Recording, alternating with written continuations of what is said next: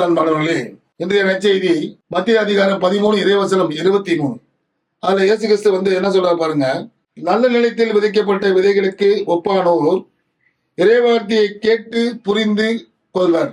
இவர்கள் சிலர் 100 மடங்காகவும் சிலர் 60 மடங்காகவும் சிலர் 30 மடங்காகவும் பயனளிப்பார்.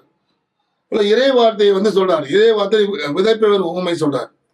அதுல என்ன சொல்ல வர்றாரு ஆண்டவர் இயேசு கிறிஸ்து என்ன சொல்றாருன்னா, விதை என்பது ஆண்டவருடைய வார்த்தை, விதைப்பவர் இயேசு. நிலம் நம்ம இதயம் தான் நிலம். நம்ம இதயத்துல நம்ம இறை வார்த்தையை கேட்கிறோம், பதிவு செய்கிறோம், விதைக்கிறோம். ஆனா சில நேரத்துல நம்ம வழியோரம் விதைக்கப்பட்ட விதை போல மாறிடுறோம். சில டைம் பாறைகள் விதைக்கப்பட்ட விதை போல நம்ம மாறிடும்.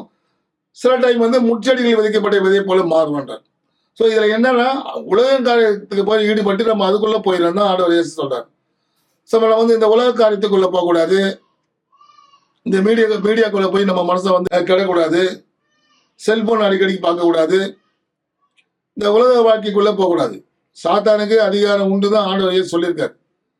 ஸோ 100% அவருக்கு அதிகாரம் இருக்குது இந்த உலகத்தை அடிக்க. ஆனால் ஆண்டவர் இயேசு நம்மளை காப்பாற்றுவார். அதுக்கு தான் வந்திருக்காரு. சாத்தான்கிட்ட நம்மளை காப்பாற்ற வந்திருக்காரு. ஸோ அப்படி இருக்கின்றப்போ நம்ம இறைவார்த்தை கேட்டு அதை நல்ல மனசுல பதிச்சு அது 100% நம்ம விளைச்சலை கொடுக்கணும், நல்ல கனிகளை கொடுக்கணும் தான் ஆண்டவர் இயேசு சொல்றாரு.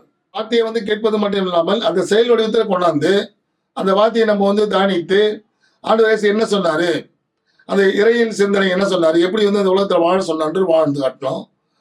அவர் அதிர்ச்சிதான சில விஷயம், கஷ்டங்கள் வரும், துன்பங்கள், அதிர்ச்சியெல்லாம் வரும் வாழ்க்கையில.